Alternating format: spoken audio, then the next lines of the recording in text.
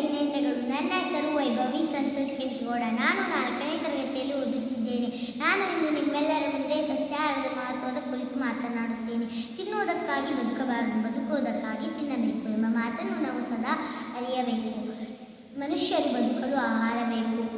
ಈ ಆಹಾರದಲ್ಲಿ ನಾವು ಮುಖ್ಯವಾಗಿ 2 ಪ್ರಕಾರಗಳನ್ನು ನೋಡುತ್ತೇವೆ. ಒಂದು ಸಸ್ಯಾಹಾರ, 2 ಮಾಂಸಾಹಾರ. ಇವೆರಡು ಆಹಾರಗಳನ್ನು ಅರಿತು ನೋಡಿದಾಗ ಎಲ್ಲ ದೃಷ್ಟಿಯಿಂದಲೂ ಸಸ್ಯಾಹಾರವು ಉತ್ತಮ ಹಾಗೂ ಶ್ರೇಷ್ಠವಾದ ಆಹಾರವಾಗಿರುತ್ತದೆ. ಸಸ್ಯಾಹಾರವು ಆರೋಗ್ಯ ದೃಷ್ಟಿಯಿಂದಲೂ ಬಹಳ ಮಹತ್ವವಾಗಿದೆ. ಮಾನವನಿಗೆ ಜೀವಿಸಿರಲು ಬೇಕಾಗುವ ಗಾಳಿ ಮತ್ತು ನೀರಿನ ನಂತರ ಅವಶ್ಯಕ ವಸ್ತು ಆಹಾರವೇ ಆಗಿದೆ. ಭೋಜನದಿಂದ ಮಾನವನ ಉದ್ದೇಶ ಕೇವಲ ಹೊಟ್ಟೆ ತುಂಬುವುದಷ್ಟೇ ಅಲ್ಲದೆ ಮಾನಸಿಕ ಹಾಗೂ ಚಾರಿತ್ರಿಕ ವಿಕಾಸವೂ ಆಗಿದೆ. ನಮ್ಮ ಆಚಾರ ವಿಚಾರಗಳ ಮತ್ತು ವ್ಯವಹಾರಗಳ ಮೇಲೆ ಆಹಾರದ ಗಹನ ಸಂಬಂಧವಿದೆ. ಎಂಥ ಆಹಾರವೋ ಅಂಥವರೇ ಅಂತರ್ಮನ ಎಂಬ ಪ್ರಾಚೀನ ಗಾದೆ ಇಂದಿಗೂ ಅಷ್ಟೇ ಸತ್ಯಪೂರ್ಣ. ನಮ್ಮ ಭೋಜನದಲ್ಲಿ ಶರೀರಕ್ಕೆ ಬೇಕಾಗುವ ಶಕ್ತಿ ಪುಷ್ಟಿ ನೀಡುವ ಮತ್ತು ಶಾಖವನ್ನು ಕಾಪಾಡುವ ಪದಾರ್ಥಗಳು ಪ್ರೋಟೀನು, ಸಕ್ಕರೆ, ವಿಟಮಿನ್ಗಳು, ಖನಿಜಗಳು, ಕೊಬ್ಬುಗಳು ಮುಂತಾದ ಪದಾರ್ಥಗಳು ನಮ್ಮ ಶರೀರದಲ್ಲಿ ಹೊಸ ಹೊಸ ಕೋಶಾಣುಗಳನ್ನು ಉತ್ಪಾದನೆ ಮಾಡುತ್ತವೆ. ನಮ್ಮ ಶರೀರದಲ್ಲಿ ಪ್ರತಿ ಸೆಕೆಂಡಿನಲ್ಲೂ ಲಕ್ಷಾಂತರ ಕೆಂಪು ರಕ್ತ ಕಣಗಳು ಪ್ರತಿ ಸೆಕೆಂಡಿನಲ್ಲೂ ನಾಶ ಹೊಂದುತ್ತವೆ. 6 ವರ್ಷಗಳಲ್ಲಿ ನಮ್ಮ ಶರೀರದ ಎಲ್ಲ ಕೋಶಾಣುಗಳು ಪೂರ್ಣವಾಗಿ ಬದಲಾಗುತ್ತವೆ. ಶರೀರದ ಸಸ್ಯಾಹಾರಿ ಇದೆಲ್ಲ ಶಕ್ತಿಯನ್ನು ಸಸ್ಯಾಹಾರವು ನಮಗೆ ಒದಗಿಸುತ್ತವೆ. ಸಸ್ಯಾಹಾರಿ ಭೋಜನವು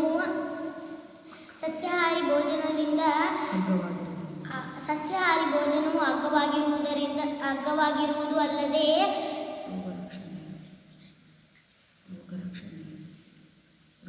ರೋಗ ರಕ್ಷಣೆಯ ಕ್ಷಮತೆಯನ್ನು ನೀಡಿ ನಮ್ಮ ಸ್ವಾಸ್ಥ್ಯವನ್ನು ಮತ್ತು ಸಮಯವನ್ನು ಮತ್ತು ಧನದ ಉಳಿತಾಯವನ್ನು ಮಾಡುತ್ತದೆ. ಆರೋಗ್ಯವೇ ಭಾಗ್ಯವಾಗಿರುತ್ತದೆ. ಈ ಭಾಗ್ಯವನ್ನು ನಾವು ಸಸ್ಯಾಹಾರದಿಂದ ಪಡೆದುಕೊಳ್ಳೋಣ. ಮಾಂಸಾಹಾರಿ ಭೋಜನದಿಂದ ಮಾಂಸಾಹಾರಿ ಸೇವನೆಯಿಂದ ಅನೇಕ ಪ್ರಕಾರದ ರೋಗಗಳು ಬರುತ್ತವೆ. ಅದಕ್ಕಾಗಿ ನಾವು ಆರೋಗ್ಯವಂತರಾಗಿ ಬಾಳಬೇಕೆಂದರೆ ಸಸ್ಯಾಹಾರವನ್ನು ಮಾತ್ರ ಸೇವಿಸಬೇಕು. ಸಸ್ಯಾಹಾರಿ ಭೋಜನದಿಂದ ಪ್ರೋಟೀನು, ವಿಟಮಿನ್ಗಳು, ಖನಿಜಗಳು, ಕೊಬ್ಬು, ಕ್ಯಾಲೋರಿಗಳು ಹೇರಳವಾಗಿ ಸಿಗುತ್ತವೆ. ಸೋಯಾಬೀನ್ ಹಾಗೂ ಕಡಲೆಕಾಯಿಗಳಲ್ಲಿ ಮಾಂಸ ಮತ್ತು ಮೊಟ್ಟೆಯಲ್ಲಿರೋ ಪ್ರೋಟೀನ್ಗಿಂತ ಹೆಚ್ಚು ಪ್ರೋಟೀನ್ ಇರುತ್ತದೆ. ಶಾಕಾಹಾರವು ನಮ್ಮನ್ನು ಅಧಿಕ ಸ್ವಸ್ಥ